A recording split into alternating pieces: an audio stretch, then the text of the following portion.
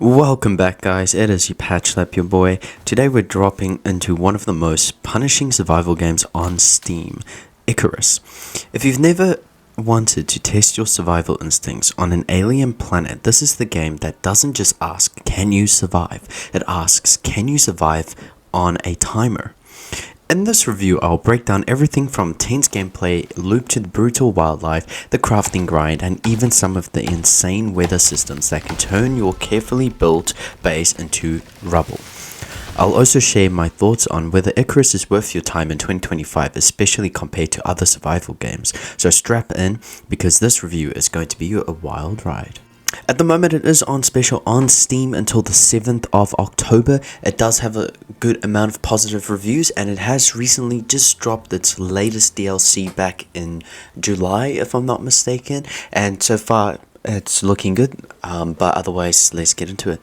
Let's start with the basics. In Icarus, you're a prospector, part of a group trying to extract resources from a terraformed planet that went very wrong. Humanity tried to make Icarus habitable, but the terraforming process failed, leaving a toxic atmosphere and an ecosystem that wants you dead. The hook. You drop down from orbit onto the planet for missions, and every mission is on a timer. Fail to return to your pod before that timer runs out, and your character, your progress, your gear, it's all gone. Permanently. That looming threat gives Icarus an intense that's very different from other survival games where you can take your sweet time. When you land, you start with nothing, just your wits, your fists, and maybe a blueprint or two you've unlocked. You'll need to immediately start gathering resources, punching trees for sticks, mining stones, hunting rabbits or deer for food. It feels familiar if you've played Rust Ark or The Forest, but the difference here is urgency. You're not just building for the sake of it, you're on the clock. The gameplay loop can be summed up in 3 steps. Step 1. Survive the job. Manage hunger, thirst, and oxygen, because even breathing is a problem. Number 2. Build tools and shelter. Craft everything from stone knives to massive fortresses to survive storms. Number 3.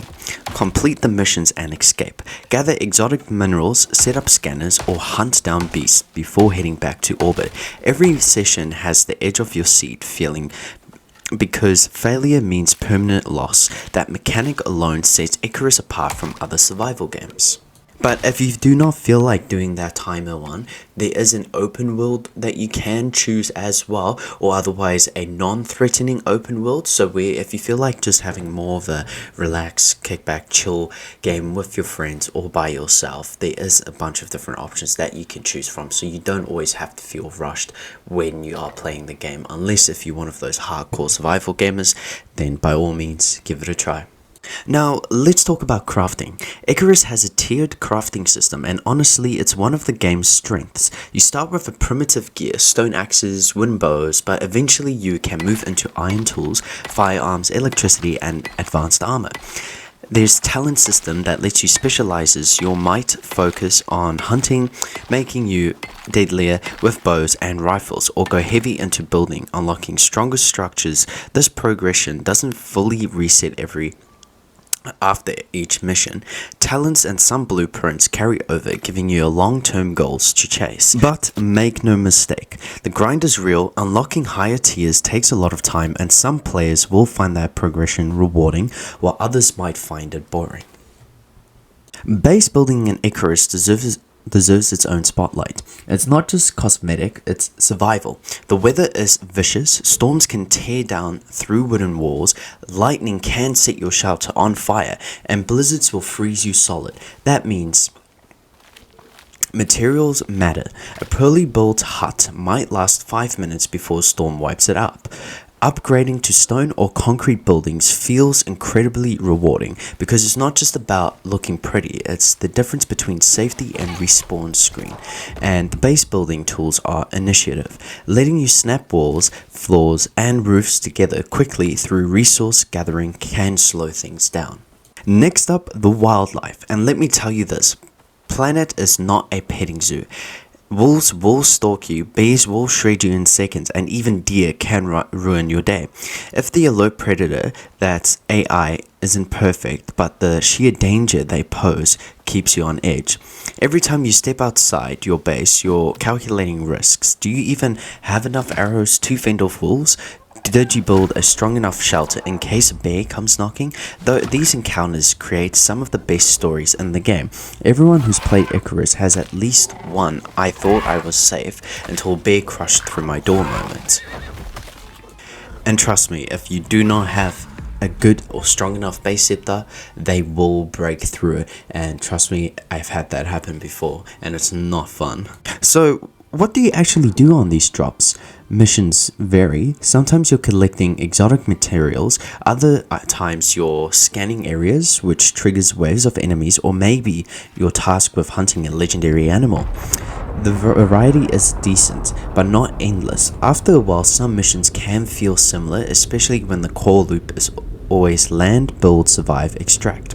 Still, the changing biomes from lush forests to frozen tundras to volcano wastelands keep things feeling fresh. Here's the big one.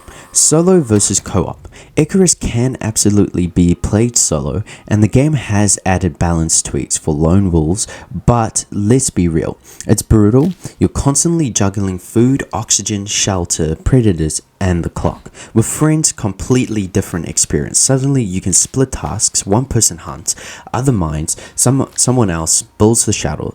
Co-op doesn't just make the game easier, it makes it funnier too. Shared panic when a storm hits, laughing when someone gets stomped by a bear, celebrating when you finally extract exotic or together. Those are the moments that make Icarus shine. Now, this is where Icarus divides players. The grind is heavy, building up to the best gear takes a long time, and missions can feel repetitive if you're not invested in the progression system. The constant pressure of the mission timer adds stress. Some people thrive on that, others hate it. If you're the kind of player who loves chilling in a survival sandbox, building at your own pace, Icarus might feel too restrictive. But if you like structured goals and high stakes survival, that pressure becomes addictive.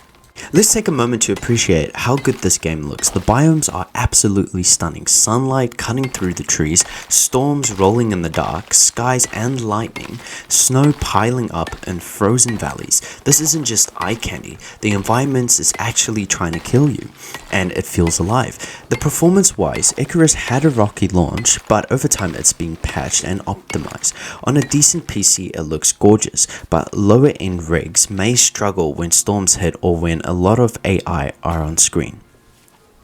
So, should you play Icarus in 2025? Here's the verdict. If you want a challenging survival game that pushes you with time limits, brutal wildlife, and punishing weather, then yes, this game delivers. The crafting depth, mission structure, and long-term progression are rewarding if you're willing to put in the hours, but this isn't for everyone.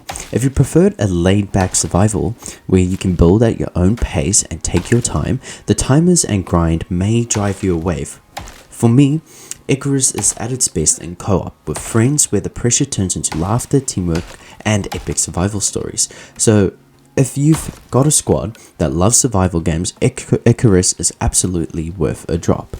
Alone, be prepared for punishing but rewarding grinds. That's my extended take on Icarus. What about you? Have you played it solo, or do you drop in with a crew?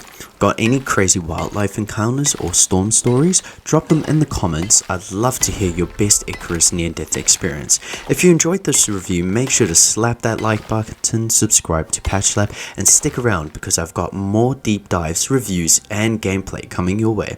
Until next time, stay safe, don't forget your oxygen tank, and whatever you do, don't let in the bears.